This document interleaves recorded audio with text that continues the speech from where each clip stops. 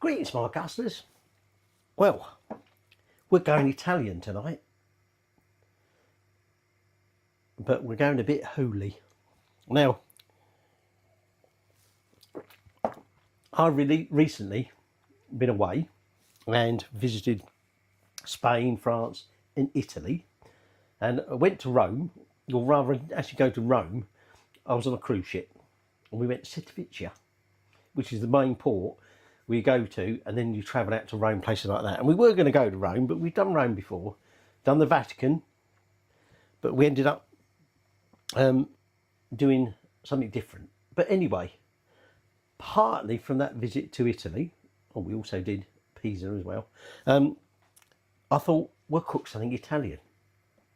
And then as it happened, Her Holiness, the pasta queen, came up with Fettuccine alla Papalina, or the Pope's pasta. So I thought that's what we'd make, but I'm not actually making her version of it.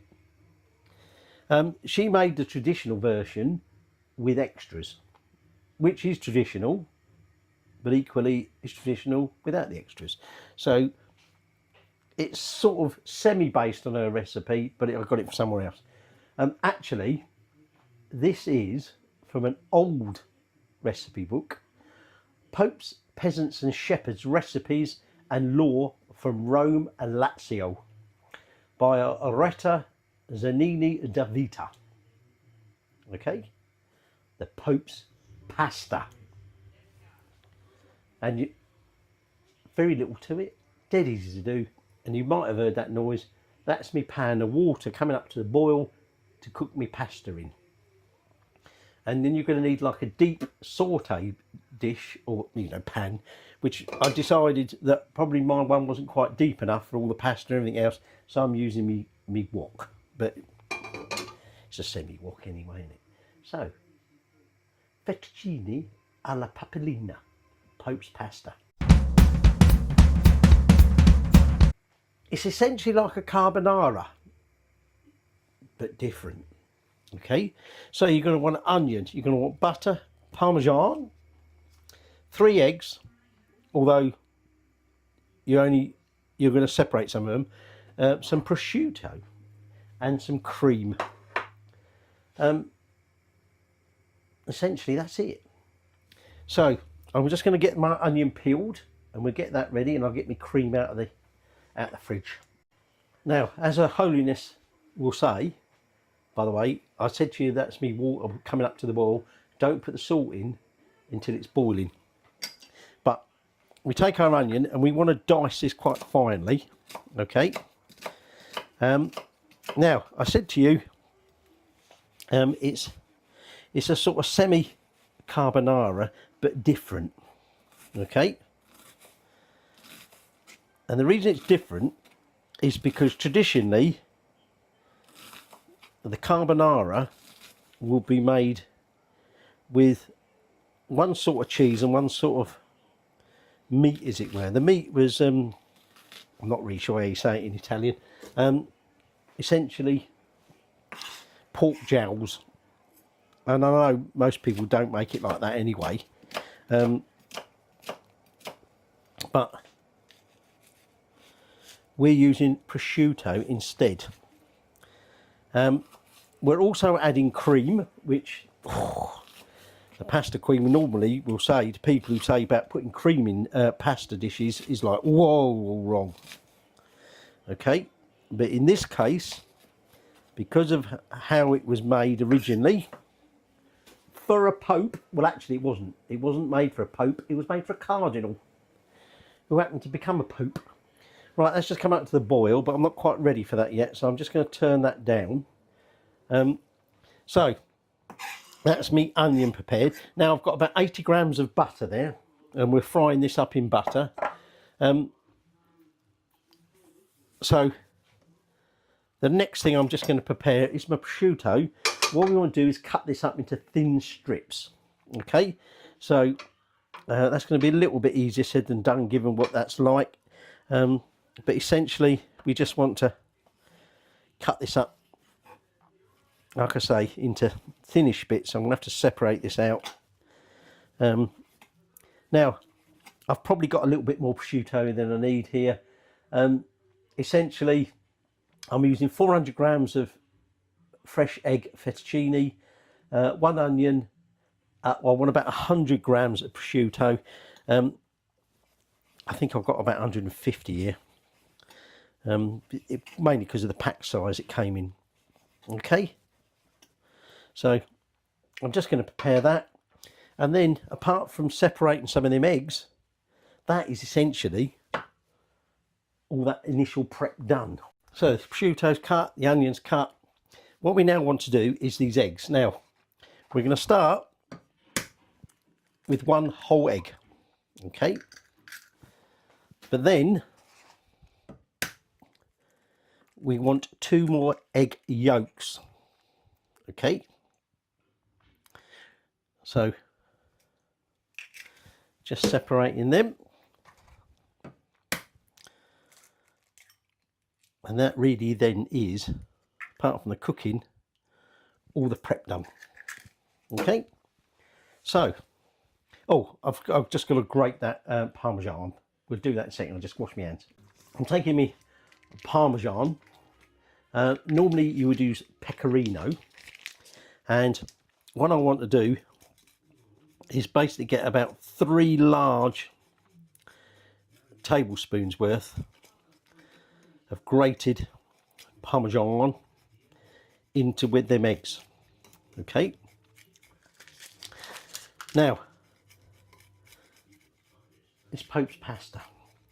So essentially, papalina in Italian means a skull cap or small rounded cap that's often specifically white, but not always. It can be like a quiff, but the Pope wears this traditional white sort of cap, and that's what papalina is. I think that's probably just about enough in there. Would you say that was 3 tablespoons? Oh, I might give a little bit more. Now,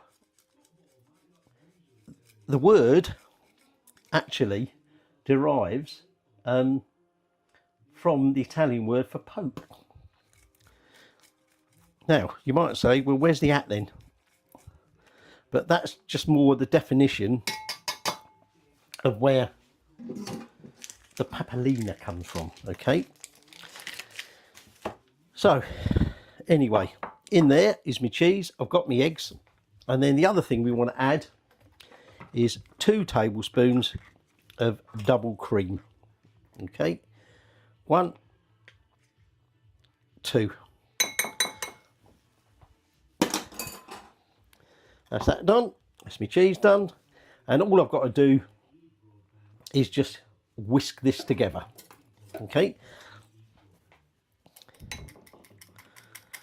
Now, I said to you this was made for a Pope. It was actually made for a cardinal who, the stories differ slightly here. One was this particular cardinal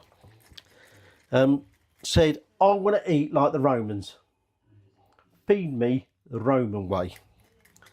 Another version is slightly different in that he went to a particular restaurant and the cook made him, I could probably put a bit more cheese in there, to be honest. I might do in a bit. He made him this dish and thought, well, let's make it something slightly special. Hence the reason he changed the basic carbonara to include the prosciutto and the Parmesan. Now, this this cardinal was Pacelli, and then he became the actual Pope. So after eating apparently many times in this restaurant, he became Pope Pius XII. And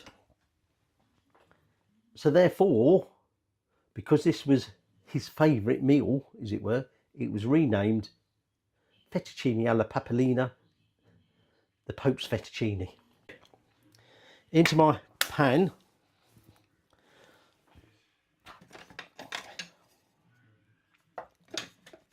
where's me? my butter, and we're just going to melt that down.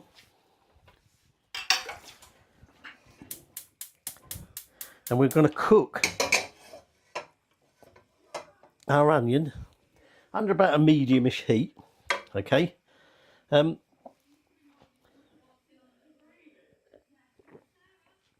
Basically, until it starts going translucent. We don't want to brown it, we don't want it burning, okay?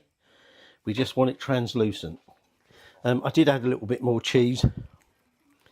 Okay, now, I said to you that the Pasta Queen's recipe was slightly different. She added fresh peas, which is a traditional alternative. It doesn't have to be just the plain version like we got here. And I think there are some versions where essentially they might add some other sort of local in-season vegetable. But really, that's the story. That's it. Oh my God. I've run out of things to say. Oh, shouldn't say that. Talk about paper, aren't we? Sorry. So, we're going to cook that. And at this point, I'm also going to just bring that back up to the boil. And we're going to give a generous pinch of salt. Right, in goes that onion. Okay. And like I say, we're now just going to cook that through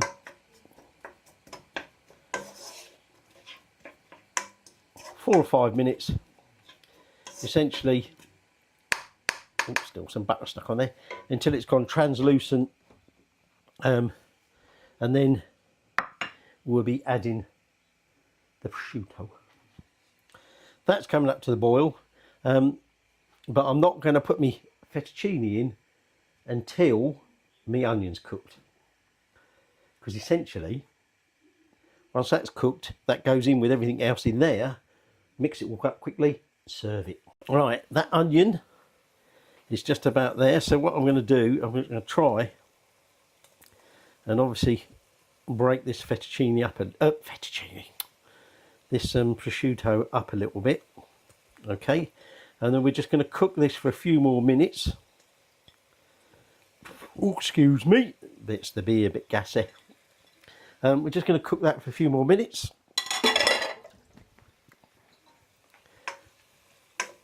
And then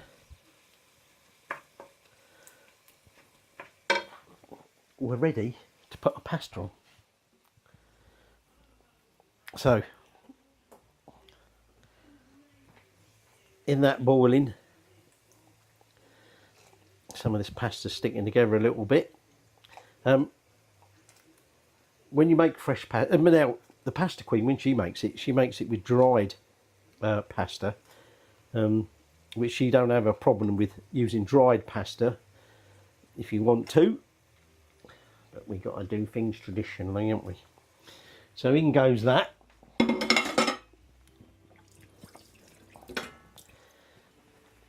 And then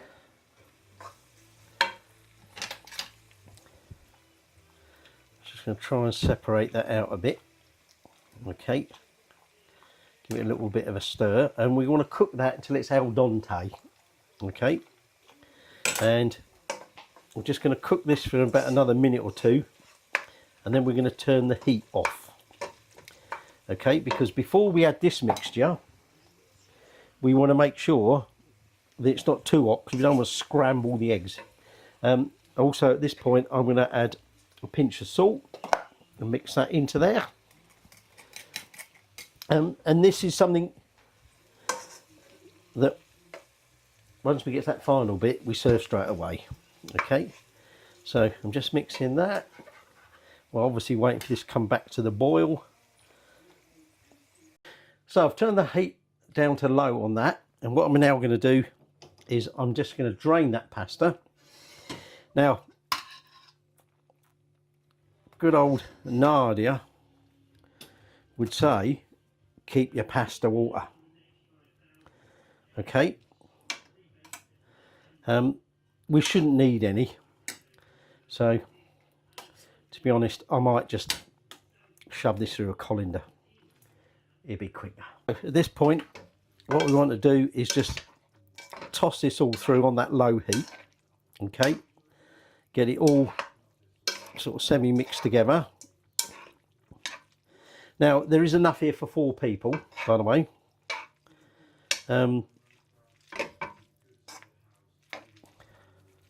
If you're thinking that looks a bloody lot of pasta now. The prosciutto needs breaking up a little bit, and then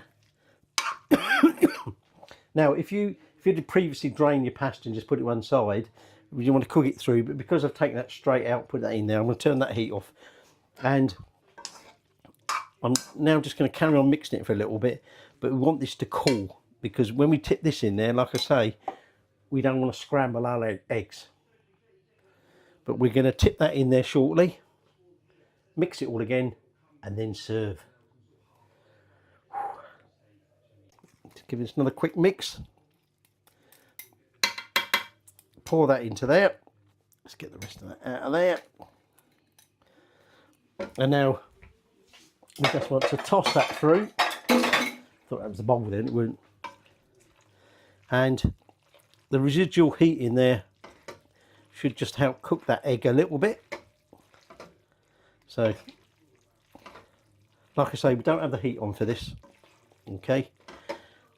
We just want to toss it through, mix it all together well, and there will be your Pope's fettuccine ready to serve up. Now, I've served up a portion, and the next thing we do is give it plenty of freshly ground black pepper. And there is your fettuccine alla Papalina, Pope's fettuccine. So let's give it a little go.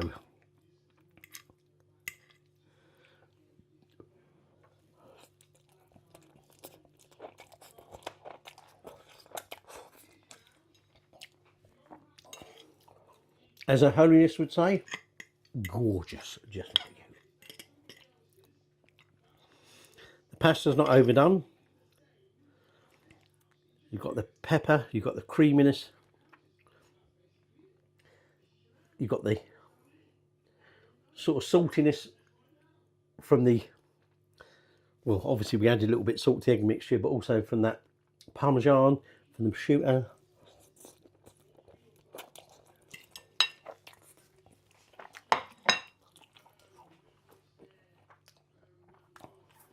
How can you fault that? A Pope of Rome, that was one of his favourite dishes. We'll have a bit more. There's plenty there for the wife.